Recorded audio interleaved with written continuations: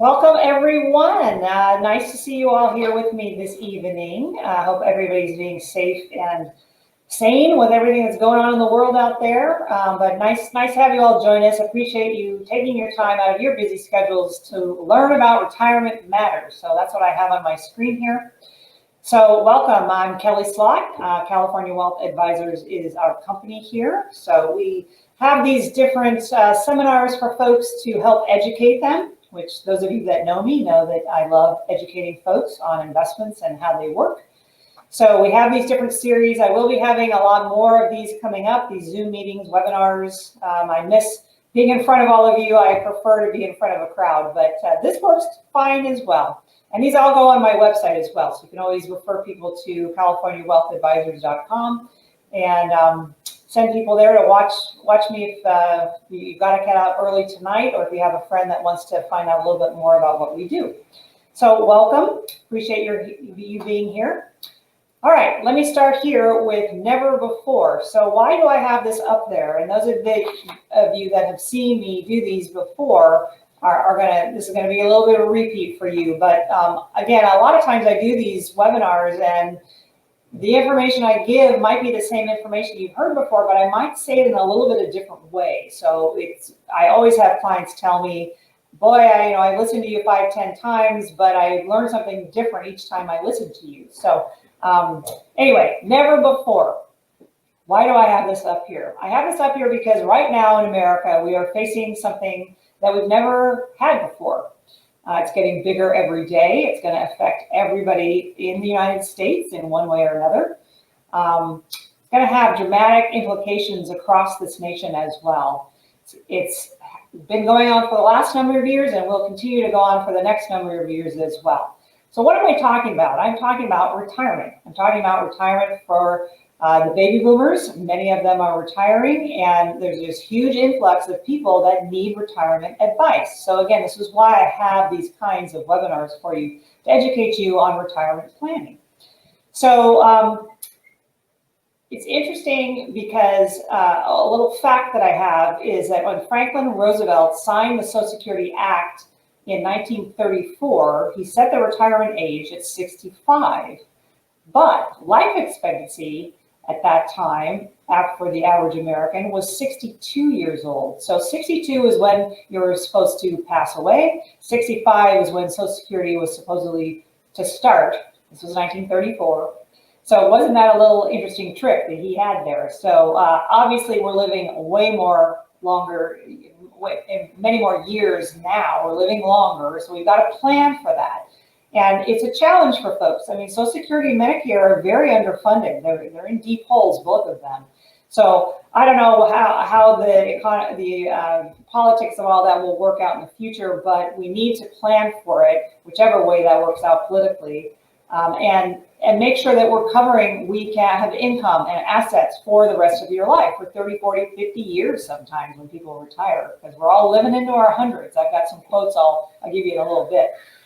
But the good news is we have plans, we have strategies, you can achieve your goals. So don't feel like you can't do it out there, because you can. We do have ways of mitigating some of the longevity income streams that you might need guaranteed for your life. We do have ways of handling that. So you're in a good place.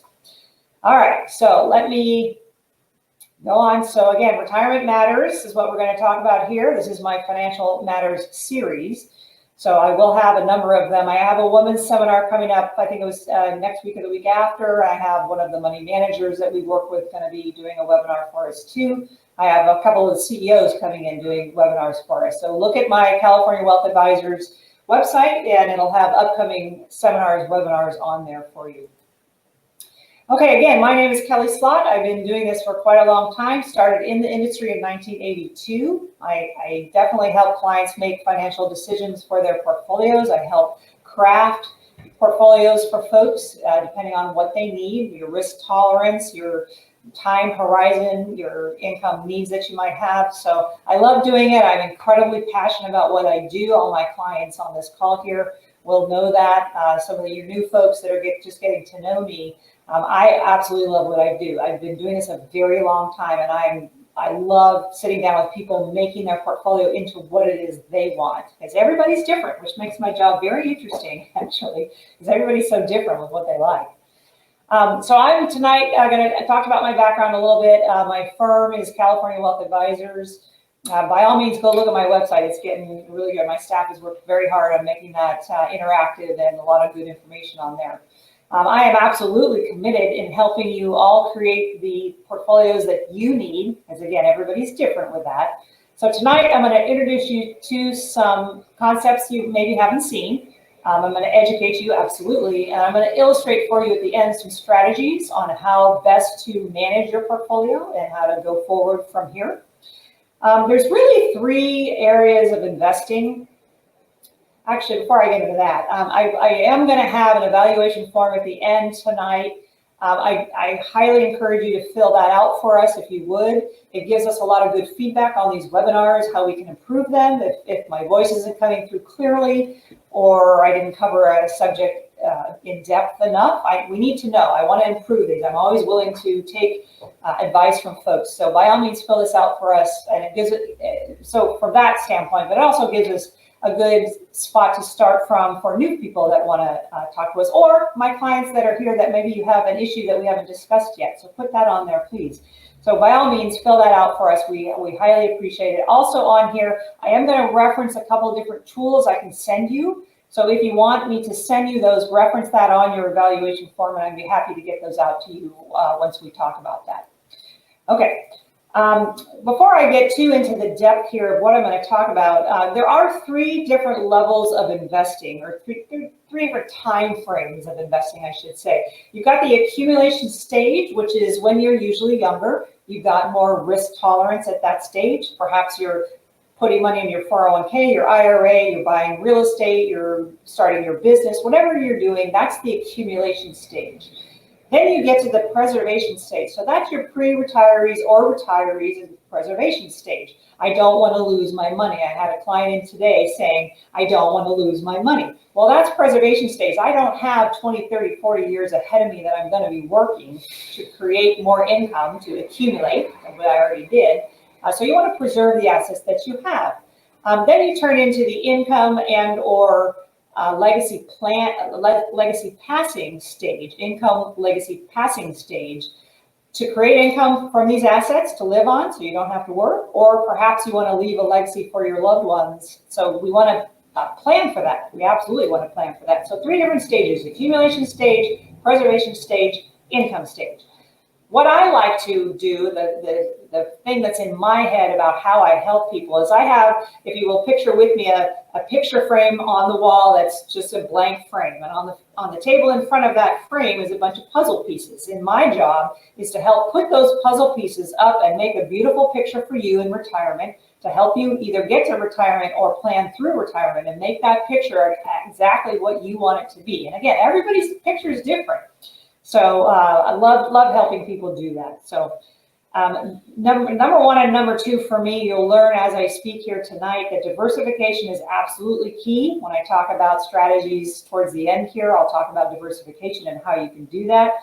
And having a plan is so important, so very important. And that helped so many of my clients through this whole COVID situation we just went through, because I have a plan. For all of my clients, I have a plan. And no one panicked through this whole COVID situation. Nobody liquidated anything. We stayed the course. We were status quo. We got through it. And that's how you preserve your assets and how you make money through situations like we just went through. So I was a calm voice in the storm for all of my clients. I did not panic. We have a plan. Sure, yes, absolutely. We change things around periodically, but we don't panic for anything. Any kind of financial thing, political thing, we don't panic. We manage through it. So anyway, that's interesting prospect to think about when you have 2008, 2001, COVID. Don't panic. Have a plan. Very, very important. Okay, so let me go on to some more of my slides here. Let me leaf through what I've got. All right, so one other thing I want to cover here before I get into the slides here is the five most common mistakes that I see investors making with their money. The number one pitfall, investor mistake, is don't invest before creating a plan. Okay, what did I just say? Number one, number two, number three, number one and number two thing for me is having a plan. You need to have a plan. So don't invest before you have a plan. So that's what I sit with people do, and I do before we actually make an investment in anything, is we sit down and we map out what do we want to do with the different investments they have. A lot of people have IRAs, 401ks, different things. So have a plan before you make an investment. Number two pitfall is avoid making investment decisions emotionally. So we never do that here at California Wealth Advisors. We have a plan. We stick with it. We don't, the stock market goes up 1,000 or down 1,000 tomorrow. We don't emotionally think about how we're going to invest. Number three is don't try to time the market or pick winners. Don't do that either. I have never seen that work.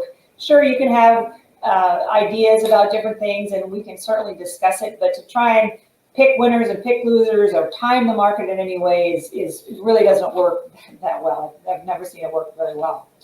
Number four is not properly diversifying your portfolio. So again, when I talk about the strategies at the end, I'm going to talk about diversification. Got to have diversified portfolios. Don't all have all eggs in one basket. Invariably, people bring me their 401ks, their IRAs, and they're all in the market. They don't realize they're all in the market, but stocks, bonds, and mutual funds are all in the market. They all trade. So maybe let's take some money off of that section of investing and do some other things with it. And again, I'll talk about that in a bit.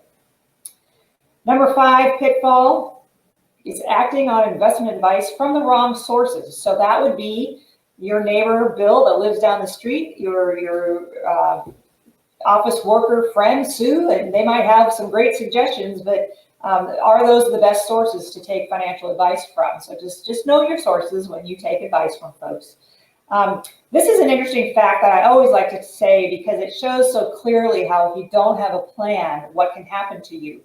So 1 in 6 NFL players will go bankrupt within 12 years of retirement. 1 in 6 NFL players will go bankrupt within 12 years of retirement. Now that is amazing to me and a very sad statistic. 60% of NBA players go broke within 5 years of leaving the game. So, don't get caught up in these huge assets you might see in a 401k or something. Make sure you have a plan and you stick with it. Okay, so tonight I'm going to talk about retirement living concerns. These are the 4 sections I'm going to go over here. So the tale of 2 retirements, retiring in a bull market versus the bear market. I'll look at healthcare and Social Security. I could spend 5 hours on healthcare and security. I'm going to cover it briefly. I can go into more depth with you individually, but I will cover that a little bit. Inflation and spending, very important to have this as part of your portfolio. Diversification, having a plan, and inflation hedges are really the top 3 things I look at whenever I do a plan for anyone. Then finally, I'm going to talk about strategies for retirement living. So how do we manage through this? What do we do to mitigate any of these concerns we might have? Okay, let's go on to the tale of 2 retirements.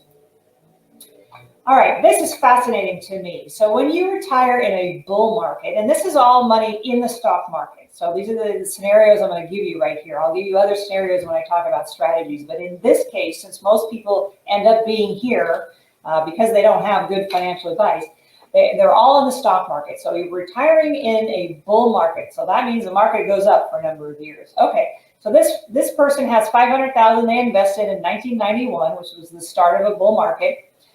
They needed $70,000 a year to live on to supplement their income.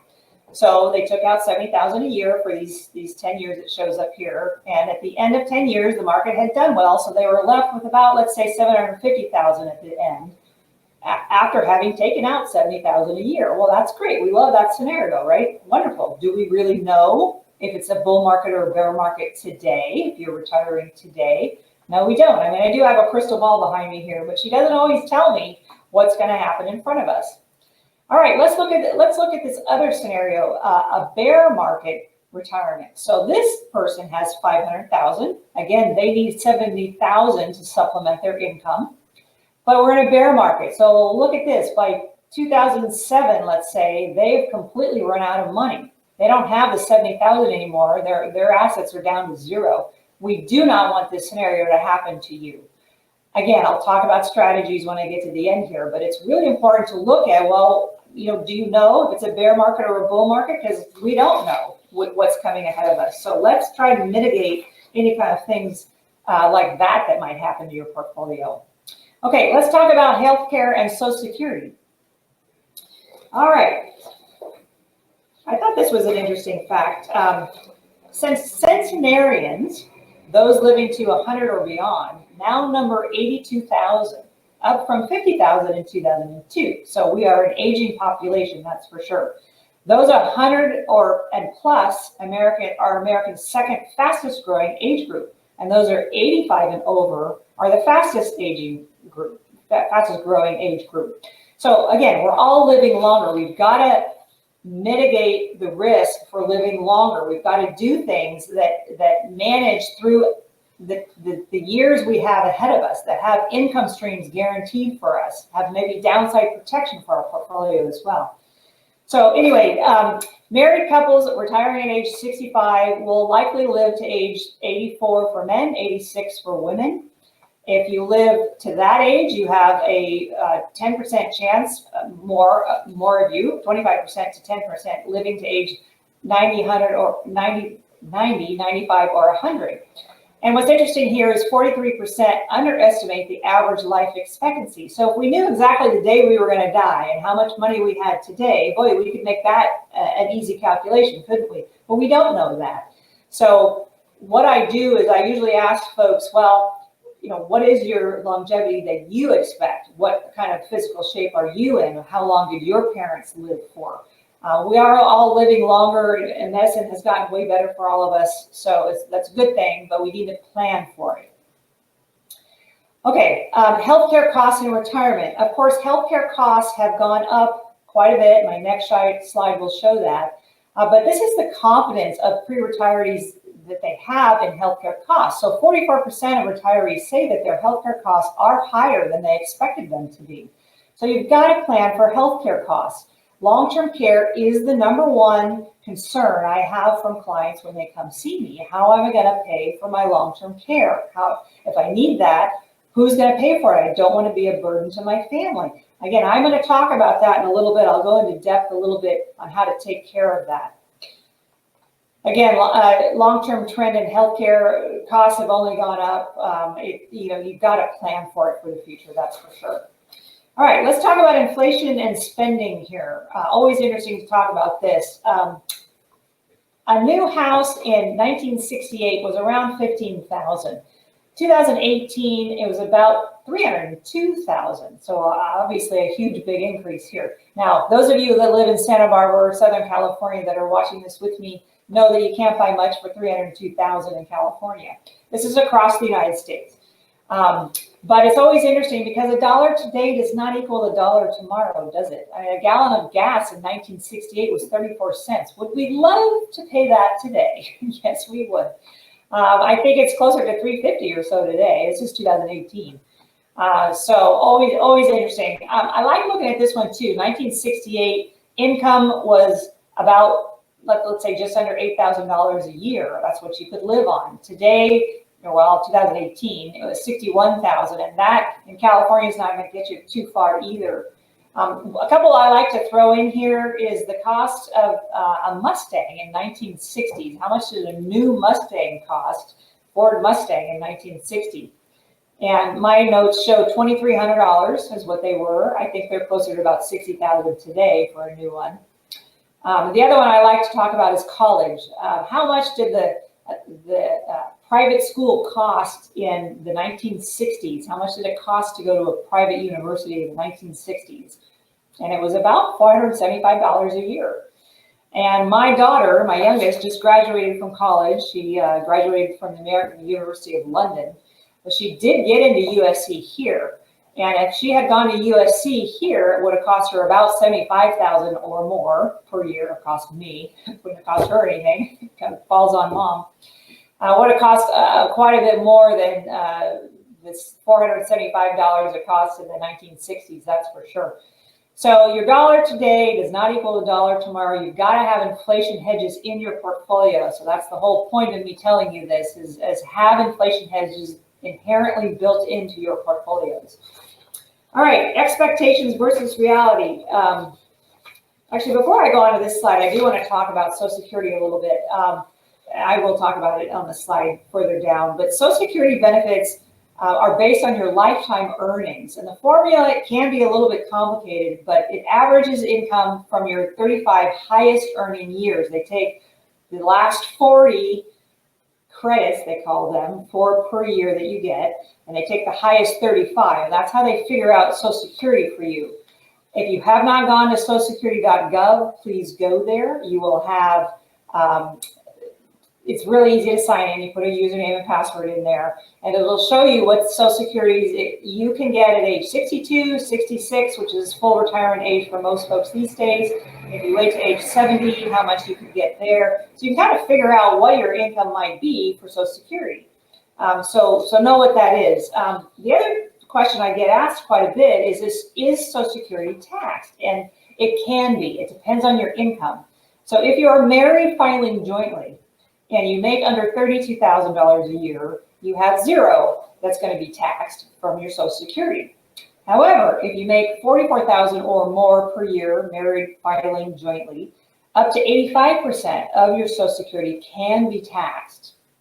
If you're single and you make under $25,000 a year, then zero will be taxed. If you are single and you make over $34,000 a year, up to 85% can be taxed. So just know that Social Security can be taxed. Also, I do these reports. I know this is small, but I do these reports for folks to find out when's the best time to take Social Security, because it's different for everyone. I usually tell folks don't take it at age 62. That's the lowest dollar amount you will ever get from Social Security. Every year that you wait after that to full retirement age, you're going to get 8% more per year.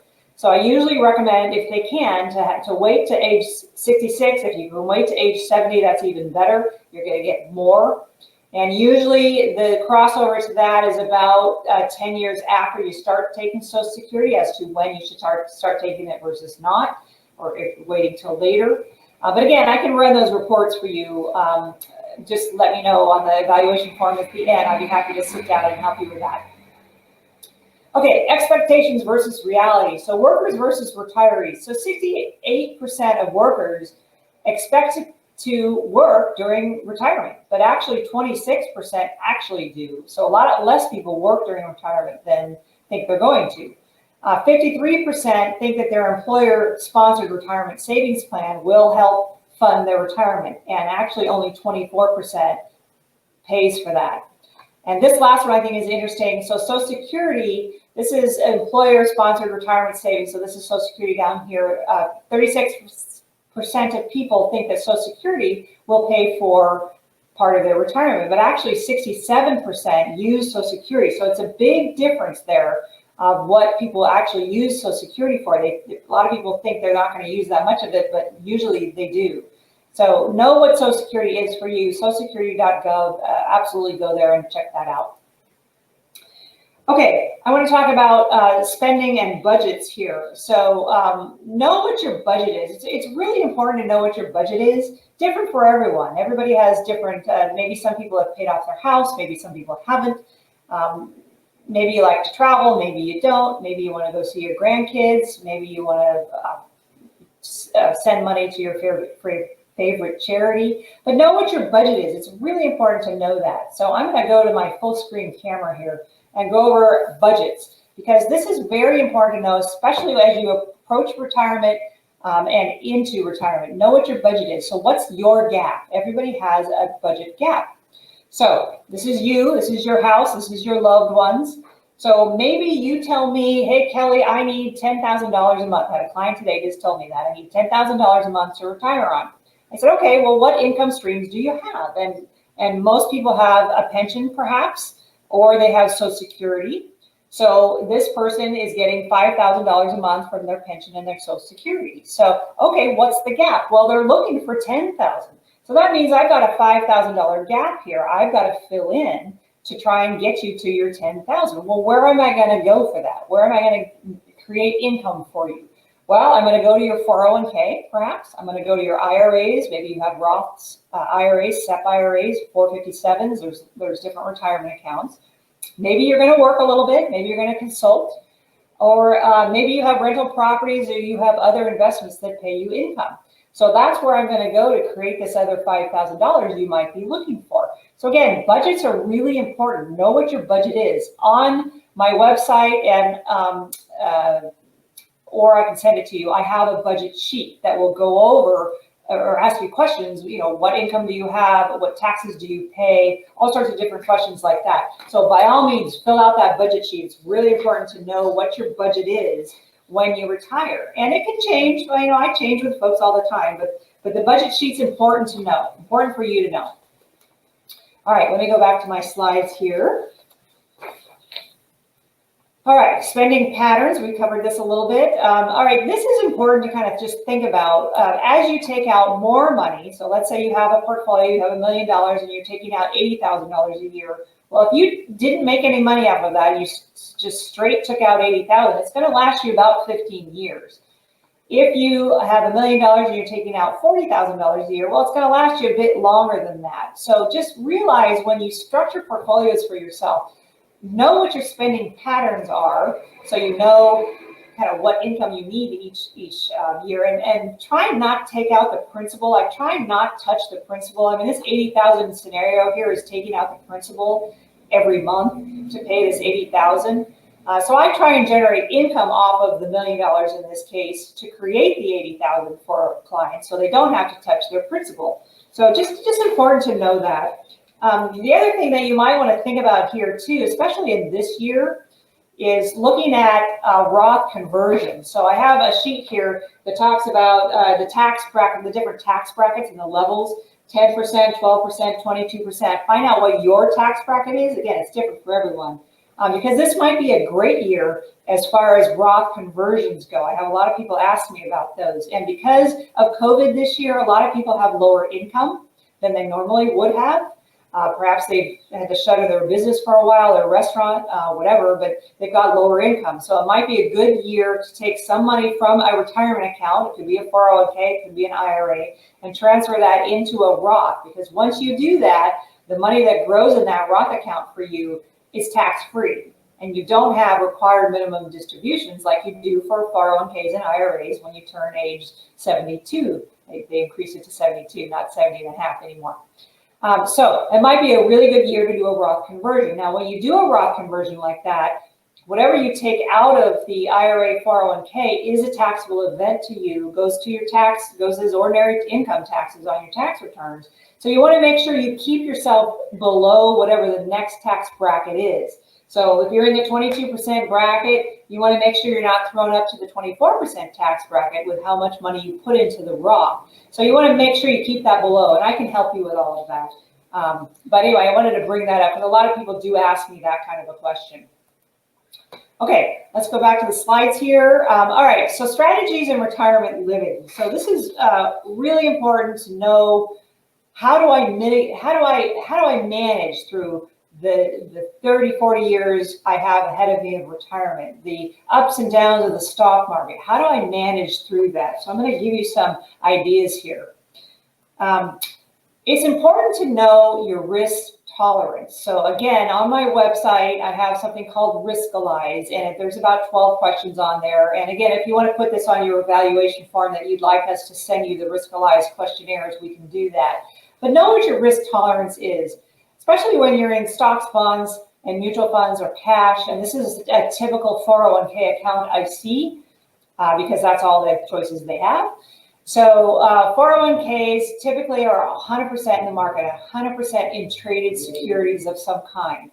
Now, the stock market on a 0 to 100 scale is somewhere between a 70 and 100 as far as risk goes. If you said to me, hey, Kelley, I don't like risk, I don't want any risk, and I'm a 5 or a 10 or a 20, after you fill out the Riskalyze question, it'll give you a number, and it'll tell you what your risk tolerance is. So if you say, hey, I filled it out, and I'm a 20, let's say, and you're right here in your 401k, you have stocks, bonds, and cash, well, you're a 70 to 100 in your portfolio here, but you're actually a 20. Well, we need to change the allocations that you have in your portfolio to make it equal what your risk tolerance is. So really important to know what your risk tolerance is. Riskalyze will do that for you. So by all means, fill that out for us. All right. Rebalancing your portfolio. So I do see questions periodically come into me about rebalancing portfolios. Through COVID, we had markets up and down and sideways. People that were in tech positions, tech stocks, are now overly balanced in tech stocks because they've gone up quite a bit, which is great. However, it might be time to take some of that money off the table and put it into some other safer investments, especially if you're in that preservation or income legacy planning stage. So rebalancing portfolios is really important to do, especially through times like these. Okay, this is what makes me different. I get this question all the time, or I see one up here. Why would I come to you? What makes you different from other advisors? This exactly is what does it. And my mass proprietary process, I call it.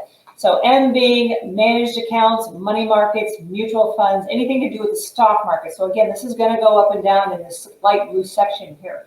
It's a good thing that it's liquid.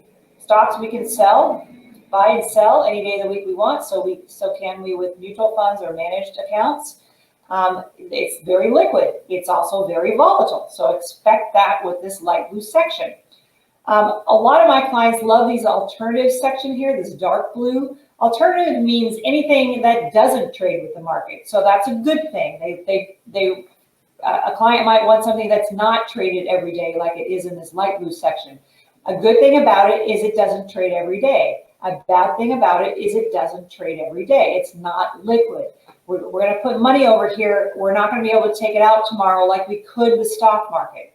Now, what do you get for that? Well, you get usually income streams from it. This is real estate over here. It could be leasing programs or loan programs. It could be anything that creates income for you or is at least alternative to the stock market. So I'll just use real estate as an example here. So a lot of the real estate programs we have generate income off of the rents of the properties they own in there. Could be 4, 5, 6%, somewhere in there. Typically, these programs will last about 5 years. They could be 2 years. It could be 7 years. It depends on the real estate and how well it's performing. If the CEOs feel like it's time to sell, then they will, and they'll send your money back to you. If they feel like it's not a good time to sell, then they'll keep it for another year or 2 or 3. I used this section here a lot of times as bond replacements for folks because back in the 80s, when I was doing a lot of municipal bonds, we had 9% state and federal tax-free 20-year bonds. Would we love to have those today? No such thing today. So I use this as a bond replacement over here because they have income streams and because they last about 5 years or so. They're not so much longer than that, but they can be longer. They can be shorter as well. But this is where we go for alternatives to the market. Bond replacements is what I use this for as well. So a good place to go. Down here, safe investments, this gray section here. So this is where we go. If you said, hey, Kelley, I don't like risk at all. I don't want to be in the stock market. Real estate's great, and maybe you've made a bunch of money in real estate, but I don't really want to be there either. I want to protect my assets. I want downside protection. This is where we go. So because so what investments are down here? So this is annuities, this is life insurance, this is long-term care, this is any kind of an insured type of product is down here because the light blue section, the dark blue section are not insured investments. You can lose money there, absolutely. I don't want to tell you something that's not true. Down here, the safe investments is where we go to protect your assets. So when you get to that preservation stage and income legacy planning stage, this is where I put a lot of folks' assets down here to mitigate the risk of these two sections. Okay, I'm going to go to my camera here and I'm going to take the time to explain annuities to you. And when I do live events, I always ask people in the crowd, who's heard good things about annuities? Who's heard bad things about annuities? And I get hand raises for both. Annuities are not good or bad. It depends on what you're looking for. And unfortunately, most advisors don't explain these very well. So that's why I'm going to take the time here to explain this to you because it's important that you understand the difference of them. Again, annuities are not good or bad. I'm not trying to sell you on annuities at all. I'm just trying to educate you and explain how they work. So here's my chart here. I'm going to hold this up. So annuities. there's really three different kinds of annuities, right? There's a fixed annuity, which is like a bond. I talked about municipal bonds a minute ago, 9%, 20 years. Well, that was in 1982. Can't get that today. 10-year fixed bonds these days, and even annuities, are about 2 to 3% for 10 years. You get your money back after 10 years. You've earned 2 to 3% each year. That's a fixed annuity, a fixed bond, if you will. That's how fixed annuities work. Variable annuities is what I see a lot in 401ks because they buy mutual funds. So it is in the market. Variable annuity is in the market. They go up and down with the market. They might have guarantees involved with them, but it's not explained very well how those guarantees work. It's really not on the assets that you own. It's just on the income streams that could be generated from them. But that's a variable annuity. So a fixed is like a bond. A variable annuity is really like a mutual fund. It's going to go up and down and never really know what you're going to get out of those kinds of annuities. Fixed index annuities is really what I use mostly because in my view, it takes the best of both of these worlds. And this chart here kind of explains it. If you can see this with me, I can kind of hold it up a little closer here for you. So if you put in $100,000, for instance, and you had a fixed indexed annuity and the market went down, well, you'd be going down with it if you had a variable annuity, right? That's in the market. A fixed is going to stay the same and a fixed index is going to stay the same. So your 100,000 is going to stay at 100,000. You're not going to go down with the market here. But let's say the market starts going up again. So here my arrows are showing up. Well, your 100,000 is now turned into 120,000, then maybe 140,000, and then the market goes down again. Well, your 140 is going to stay at 140,000. It's not going to go back to 100. That's a good thing. That's the downside protection that we offer with the fixed indexed annuities. You only participate in the upsides of the market, not the downsides. So that's why I like these for people that tell me I don't want any risk. I want to preserve my assets. This is a great place to do it. You get some capital appreciation potential from it. Typically, it's going to be anywhere from 4 to 9% as an average rate of return if I look over the last 30 years or so.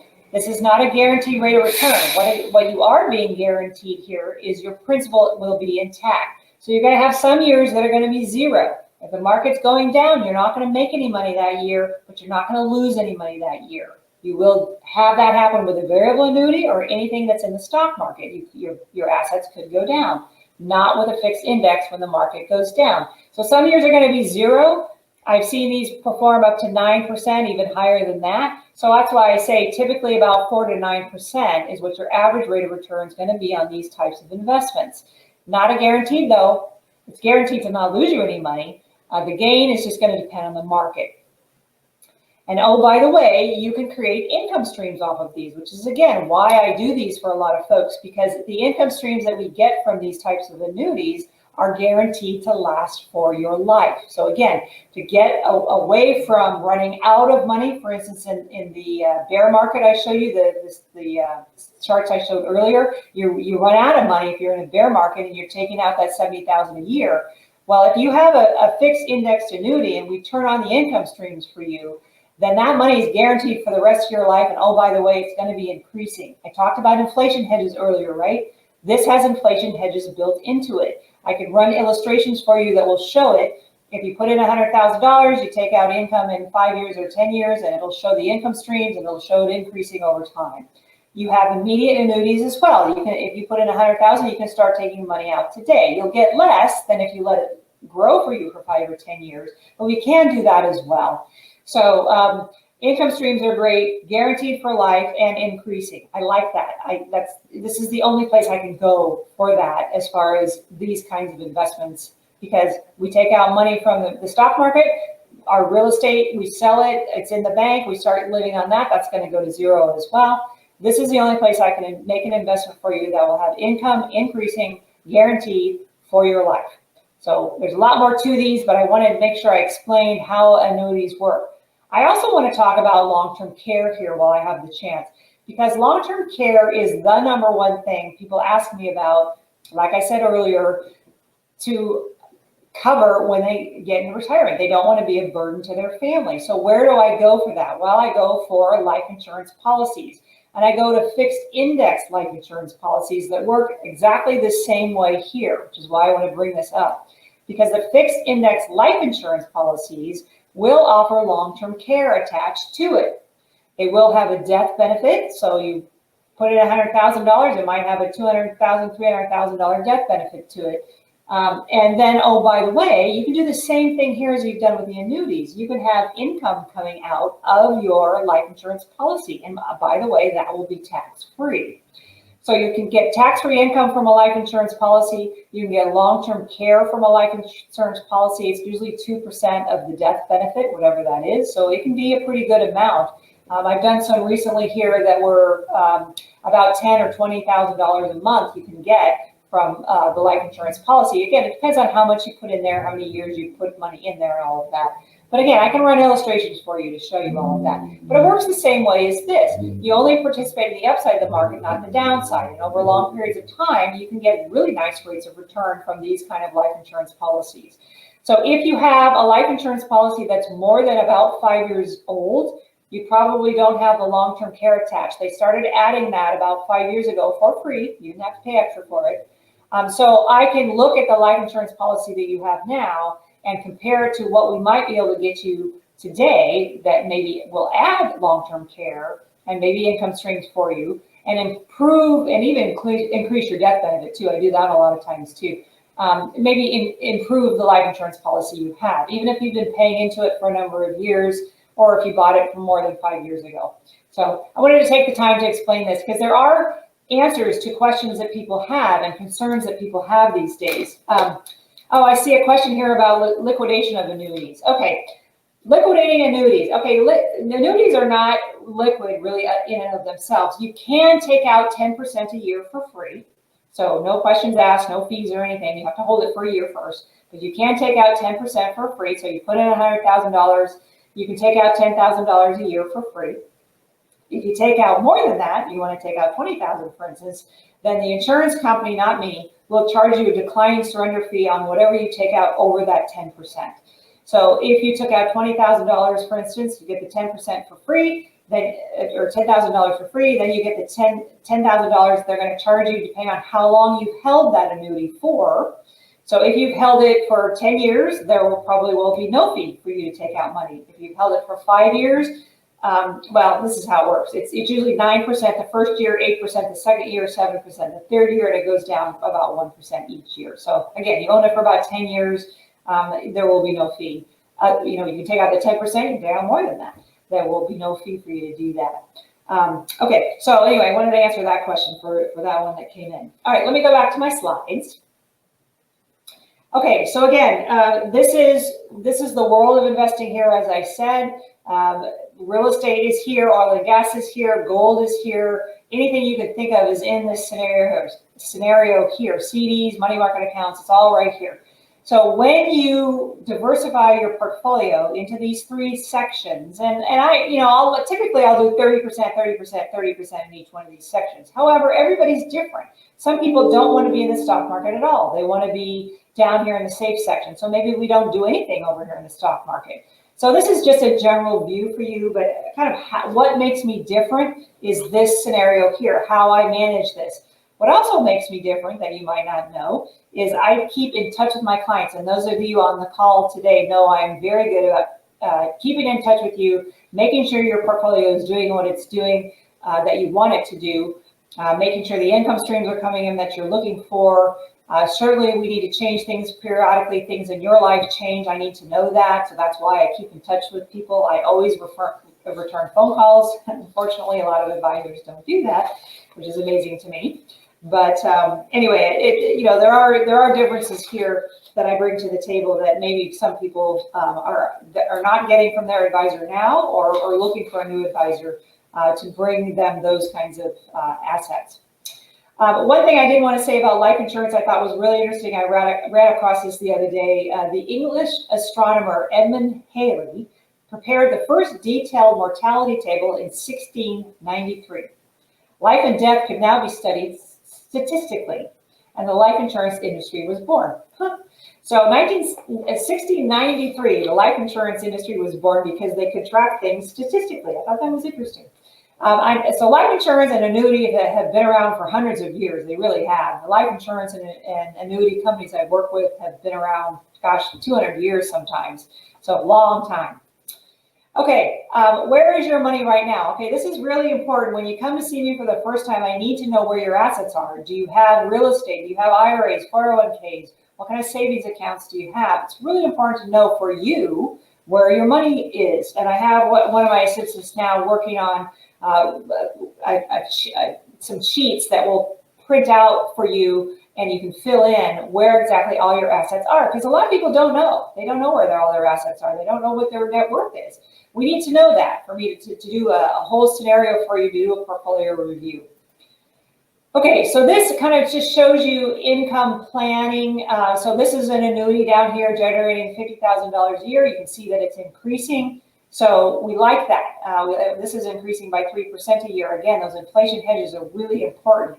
When you have other investments and maybe you're taking out some of the principal, that's going to decline for you over time. So we want to make sure we have this scenario going for you, at least for part of your investments. So again, annuities down here building principal and other assets maybe that are taking it out.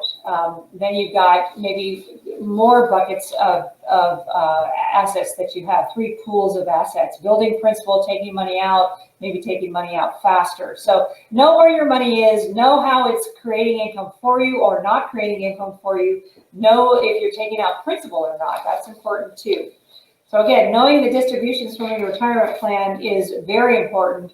And again, I work with folks a lot of times with handling how to best do that. And tax-free income, we can generate that for you too if you have trust accounts or retirement accounts. All right, let me talk about trust accounts for a minute here. So I use Marty Yarnell. Here's his business card and his brochure. Marty Yarnell is my trust attorney I use. He's based out of Westlake, but he can deal with people all over the country. Setting up trust accounts. If you don't have a trust account, you need one. It's how to protect your assets. It's how to protect your heirs from not having to go through probate and fighting over the assets that you might have. Have a trust account. If you haven't looked at your trust account in the last couple of years, I would highly recommend you do that. If you have a trust attorney you like, that's great. Go back to them and readjust. Make sure your beneficiaries are who you want them to be. Update your trust. Again, if you haven't looked at it in 2 years or 10 years, then update your trust. Trust law changes over time, so by all means, talk to Marty Yarnell. Again, put that on your evaluation sheet at the end here if you'd like me to send you the trust attorney's information. If you're getting close to age 65, you need to talk to a Medicare specialist. Ed Holdren is who I use for that. He's here in Santa Barbara, but he can deal with people all over the country. But you need to walk through what is right for you for your Medicare choices. There's, believe me, ad nauseum choices for Medicare. It's very confusing to figure out which ones to use. Ed is a free service, so by all means use him. I have a number of clients that use him, and he will recommend supplemental insurance if you need it. Everybody's different with that as well. If you have supplemental insurance and you have any challenges with the doctors that Medicare not paying or something like that, you send the bill to Ed's office and they take care of the whole thing for you, again, for free. It's a wonderful service. I have many clients very happy with this service. The last thing I want to talk about is homeowners and auto insurance. I can help people with that as well. Again, put that on your evaluation form at the end. What we do is we have a special company that we go to. You give me your declaration pages. I submit it to them. They shop around 50 different companies. They come back with an A-rated company that may be a better rate or better coverage for you for your auto or your homeowners or renters insurance. I saved myself about $300 a year. My mother just did it, and we saved her about $1,000 a year, which was great. So we can save a lot of people a lot of different money working with those. So if you're interested in that, let me know. Okay, the main takeaways I wanted to leave you with tonight is diversification is absolutely key. You need to have diversification in your portfolio. If we decide to work together, if you're new to me, then that was one of the things I will look at very deeply with you. Inflation hedges, you've got to have that in your portfolio. Do you have that in your portfolio? Creating income streams that will last for your life. Do you have that? And if you haven't, let's get that created for you. Do you have long-term care? Do you have life insurance that will pay long-term care if you ever need it? Very important to have that. What is your legacy planning? Do you have a trust set up? You need to do that to protect your heirs. Again, we can help with auto and homeowners and Medicare insurance. And my last thing I want to leave you with is have a plan, have a wealth creation assessment done for you. It's very important to do that. So turn in your evaluation forms at the end here when you get them. I do have more webinars coming up. I have a woman's one coming up shortly. So by all means, look at my CaliforniaWealthAdvisors.com and we will go over that as far as what might be coming up your way.